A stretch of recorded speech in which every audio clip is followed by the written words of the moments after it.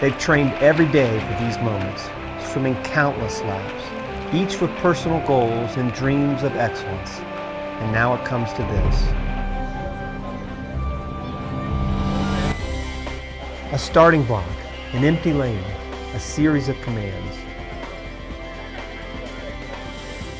and one official responsible for a fair start before the race begins.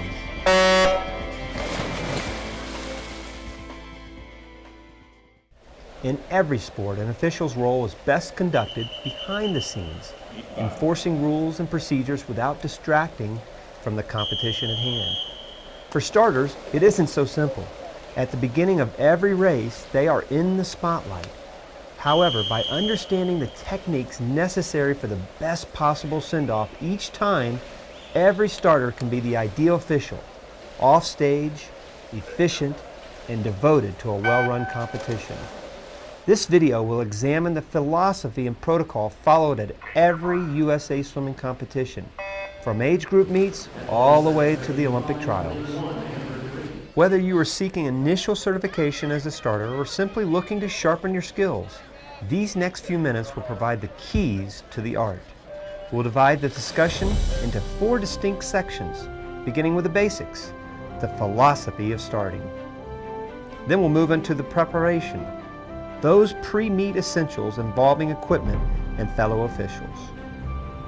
Next, we'll follow the procedures, the commands and expectations leading up to the start itself, as well as the steps necessary in handling false starts. And finally, the moment of truth, the start itself. When swimmers react to a simple beep and leave their mark in pursuit of all that they've trained for, we'll present some case studies and examine potential situations that every starter will most likely encounter. But first, our philosophy. I think a good starter is somebody who's experienced, who's confident, and who is in control of the start. A good starter has a nice loud voice and sets you off at a good time, doesn't hesitate too long or go too quickly or catch you off guard. I think there are several things that a good starter needs to have when he's doing starting for the meets. First, he must be consistent in his commands. I think that really helps the athletes prepare. He must be calm in his commands. The tone of his voice is one that will really dictate the emotions of the athletes when they're up on the blocks. And I think finally he must have command of the field. It's important that the field listens to him, that they respond accordingly at the time they should, so that all athletes can get a fair start. I think what makes a good starting official is one obviously with integrity. The start is a critical place of the race, and a critical point in the race where everything starts. The momentum of the race, and certainly an official has to be totally focused, just as the athlete has to be focused on the start, the official has to be focused on that as well. A good starter is someone who talks clearly and loud and doesn't hold you too long at your mark, but also doesn't start you too quickly.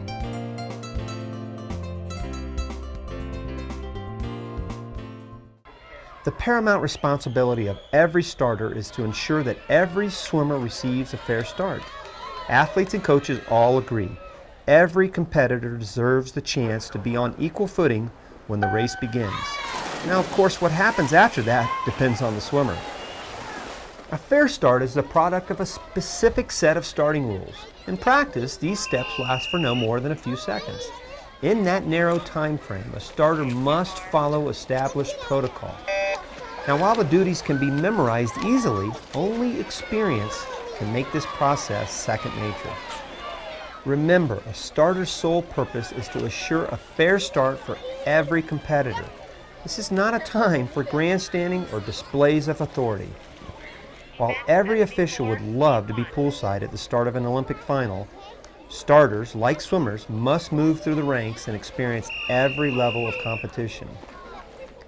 And as veteran officials can attest, the concerns at the age group level are often very different from those at elite competitions. Only after starting a spectrum of ages and abilities will a starter become proficient. But even after rising to world-class meets, the best starters are the ones that continue to work at every level of competition. And even the best will invariably make mistakes. Chief among them, a lack of patience.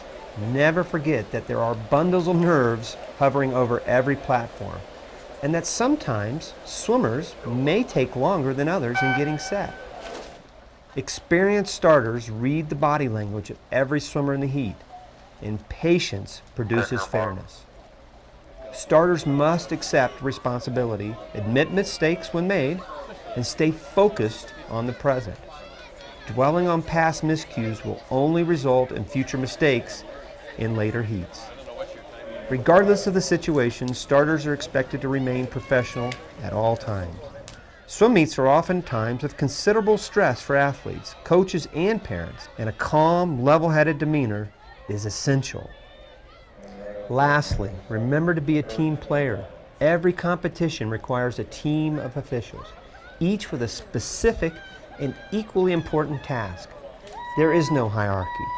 Referees, stroke and turn judges, and starters all must work together in order to produce a well-run meet, something every participant always notices and appreciates.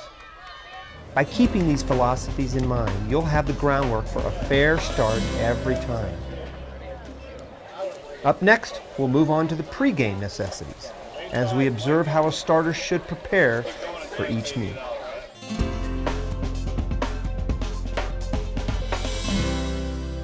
For swimmers, the key to a successful meet is preparation.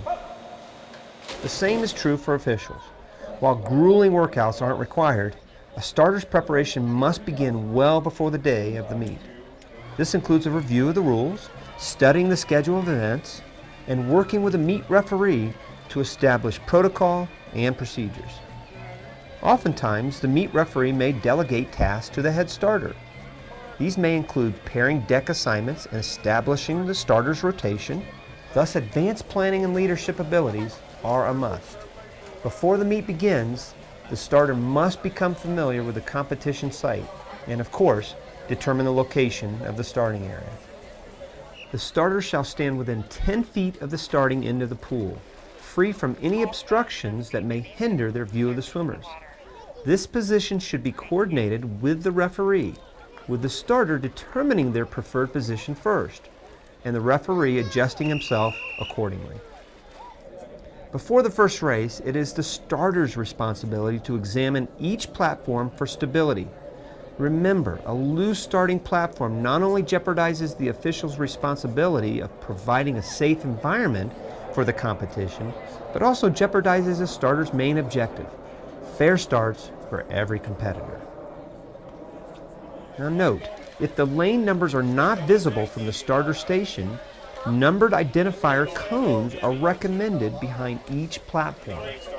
This way, in the event of a false start or no-show, officials may easily identify the correct lane number.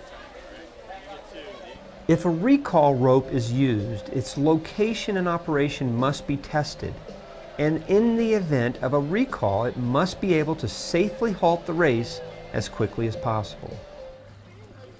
Next and most important, the starter must familiarize himself with the equipment. Currently, electronic horn starts are the most common system used today. At least 30 minutes before the start of the first race, a starter is expected to test this equipment and address any necessary repairs or modifications. Then the microphone recall button must be tested. The starter should also assure that a backup microphone is readily available. In order to deliver a fair start to every competitor, the starter must be clearly audible to each swimmer. Thus, volume must be tested and adjusted before the start of the meet. Also, the strobe light signal must be positioned so that it is visible to all swimmers and timers. Finally, some additional equipment that may be needed at the starter station: warning bells for final laps of distance events, lap counters, recording forms for false starts, etc. Clearly, all starting equipment must be tested prior to the start of any competition, and every starter should be encouraged to conduct a final dress rehearsal just before the meet begins. This includes all backup timing systems as well, confirming that all lane timers are familiar and comfortable with their stopwatches. Frequently at age group meets, parent volunteers are using these watches for the first time, A quick pre-meet instruction will help the competition run smoothly for everyone involved. Simulated starts and timing instructions should not take more than a few minutes and can be performed after warm-ups are concluded, minutes before the first heat of the morning. Keep it simple and direct using the following guidelines. Inform them that a simulated start check is necessary before the race begins. Locate the strobe for all timers. This is where they must focus on every start. Remind timers that watches must start on the strobe, not on the sound, as the speed of light moves much faster than sound. Conduct race commands. Take your mark. In the exact manner you will in an actual race.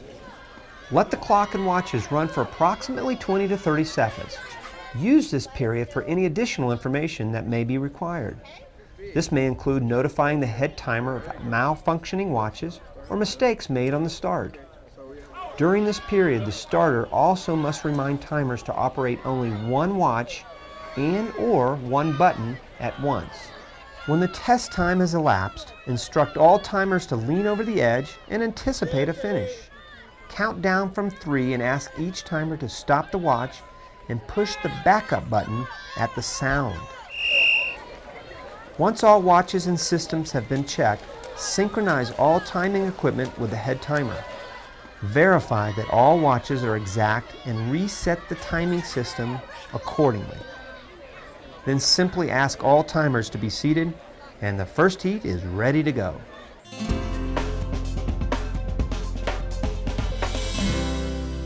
Now, with preparations in place, it's time to focus on the starting procedure. At the commencement of each heat, the referee shall signal to the swimmers by a short series of whistles to remove all clothing except for swimwear, followed by a long whistle indicating that they should take and maintain their positions on the starting platform, the deck, or in the water. In backstroke and medley relay events, at the referee's first long whistle, the swimmer shall immediately enter the water, and at the second long whistle, shall return without undue delay to the starting position. When the swimmers and officials are ready, the referee shall signal with an outstretched arm to the starter that the swimmers are under the starter's control. On the starter's command, "Take your mark," the swimmer shall immediately assume their starting position in the forward start with at least 1 foot at the front of the starting platform or on the deck. Swimmers starting in the water must have at least one hand in contact with the wall or starting platform. When all swimmers are stationary, the starter shall give the starting signal. When a swimmer does not respond promptly to the command, "Take your mark," the starter shall immediately release all swimmers with the command, "Stand up," upon which the swimmers may stand up or step off the blocks. Now, about the "Take your mark" command. After the referee has extended their arm, pause and then give the command in a conversational tone and manner. A flat or slight drop in the pitch of your voice is all that is needed. It should be natural and conversational, not mechanical. You should try to talk the swimmers down with your voice. Remember, be conversational. Don't speed up the command. Similarly, the stand command should be given in a calm, soft voice at a volume lower than the "Take your mark" command.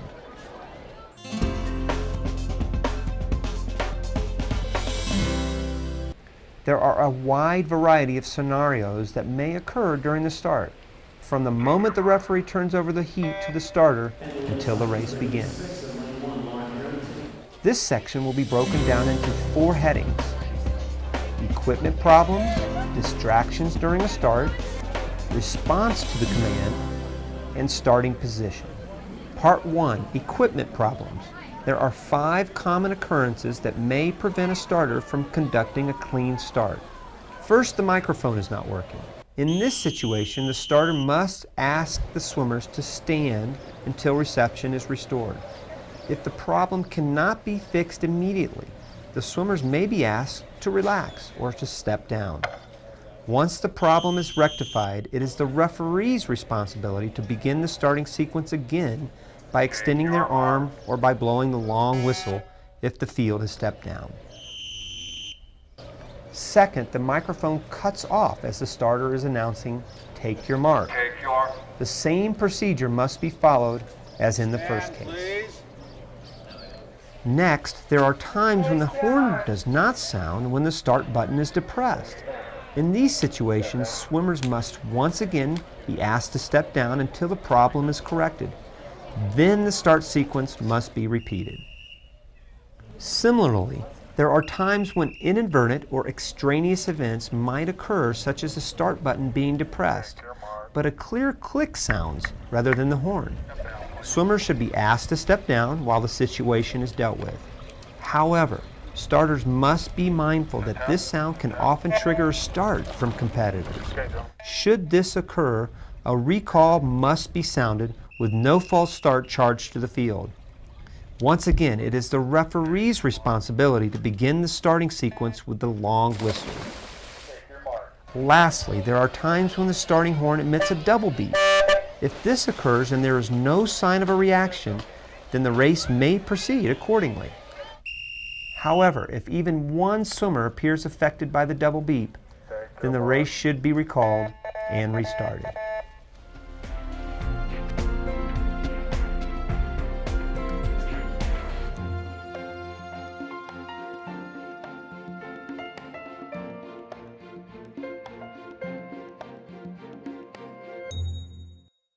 Part 2, distractions during the start. Every swimmer, coach, and spectator would love a smooth pre-race scenario. Unfortunately, distractions will occasionally occur, particularly at the age group level when literally hundreds of young athletes must arrive at their assigned lanes at the proper time. Everyone who has ever attended an age group meet has witnessed the late rush of a swimmer who is about to miss his race. In these instances, the starter must ask the other swimmers in the heat to stand down while the referee handles the situation accordingly. Also common at all levels are noises or flashes that disrupt the start. This may include last-second cheers from teammates in the stands or an announcer inadvertently speaking at the start. Either way, the starter must ask the swimmers to stand down while the distraction is addressed. If the noise or flash occurs simultaneously with the starting signal, swimmers may be recalled and the starting sequence repeated by the referee and starter. And of course, there are always unforeseen factors that may disrupt a start as well. Whether it is a starting platform or lane line malfunction, or swift changes in the weather, it is the starter's responsibility in concert with the referee to ask swimmers to stand down until the problem is addressed. Successful starters instinctively react to unforeseen problems, something's in the pool. inform the referee, and halt the competition when directed to by the referee until conditions are improved. Good eyes by the judges there, Rowdy, to notice that. Part 3 in our discussion of the start involves the response to the command. There are times when one or more swimmers fail to react to the command, "Take your mark." While this could mean that the swimmer is simply in his preferred starting position, it is also possible that the command was not heard. In either case, the starter should ask the heat to stand, pause to let the swimmers get readjusted, and then repeat the command. There are also instances when swimmers do not move at least 1 foot to the front of the platform on command. Current rules dictate that competitors must have at least 1 foot at the front of the platform before the starting signal is given. Once again, the starter should ask the heat to stand and then repeat the "Take your mark" command. If the problem persists, swimmers should be asked to step down and the referee should inform the offending swimmers of the requirement before blowing the long whistle and repeating the starting sequence. In backstroke events, starters must watch for swimmers who place their toes over the lip of the gutter or timing pad. Should a starter witness toes curled over the top, the starter should warn the swimmer of the infraction. Example, lane 6, toes please. If the "Take your mark" command has been given and then the toes come up, the heat must be asked to stand down while the starter reminds the lane of the rule. Then the long whistle must be repeated. Signaling swimmers to place their feet and the take your mark command is given again. Once again, a starter must keep in mind his primary objective, to ensure a fair start to all. A swimmer shall not be disqualified for an illegal starting position at the start if the race is permitted to proceed. Enforcement of the correct starting position is the responsibility of the starter. The virtue of patience was addressed earlier in this video, but in delivering the take your mark command, starters must be particularly vigilant in enforcing reasonable response times for all competitors. Whether it is product of gamesmanship or nerves, a starter must take into account the various positions and response times of the individual swimmers. But when a response creates a situation of potential distress among the other swimmers, it is a starter's duty to stand the field and then restate the take your mark command. If the problem persists, the heat must be asked to step down while the referee addresses the specific swimmer who should be advised of the consequences if the problem persists. The final issue in our section on response focusing on the starting position. While positions may vary greatly from track starts to a forward lean to dangling arms, one factor must remain constant. Every swimmer must assume a stationary position after the command of take your mark. Only after the starter observes that all swimmers have responded to the command and have settled into a stationary position should the race be allowed to start.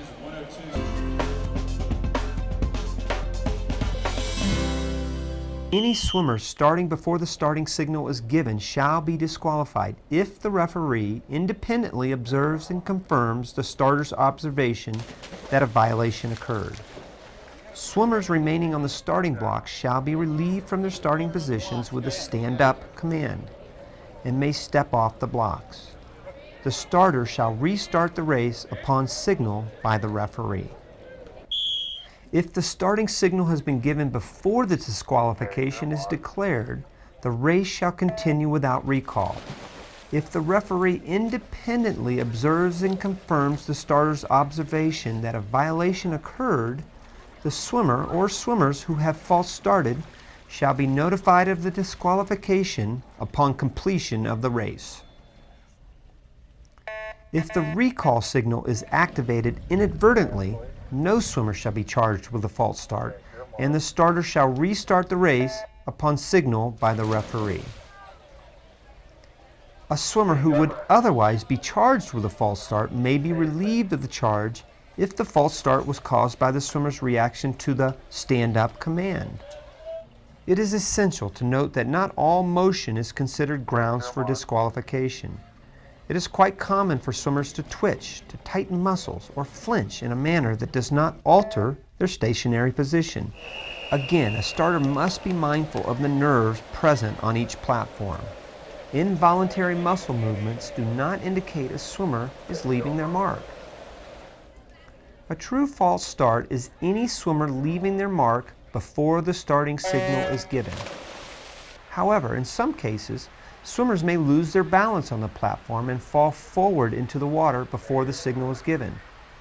The starter must instruct the remaining swimmers to stand down.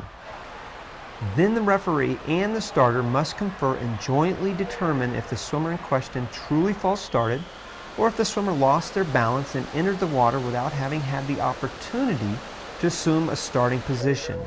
Then no false start should be charged.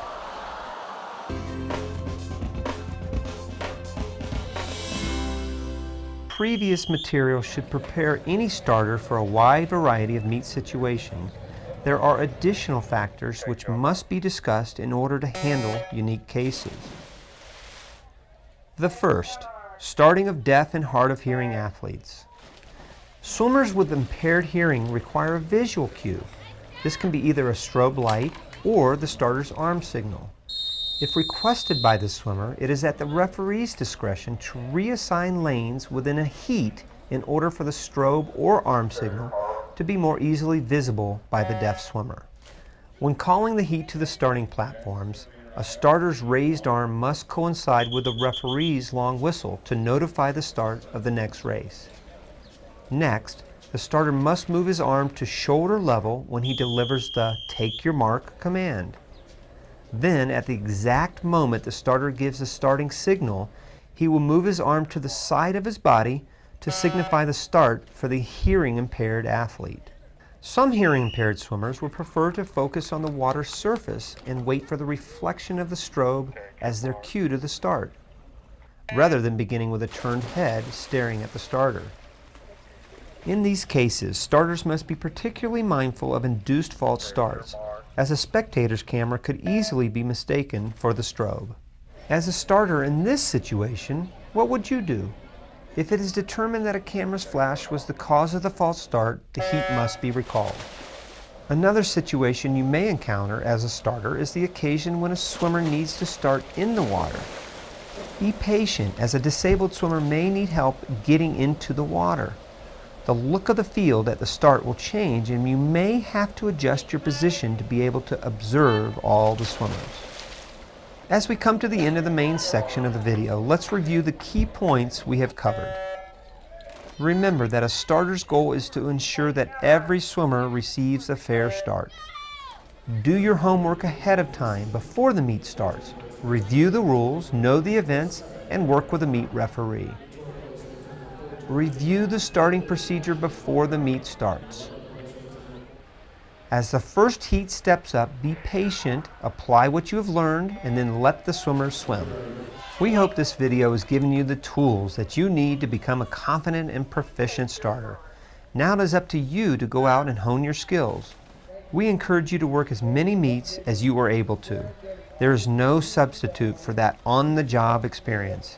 Good luck, and we'll see you on the deck.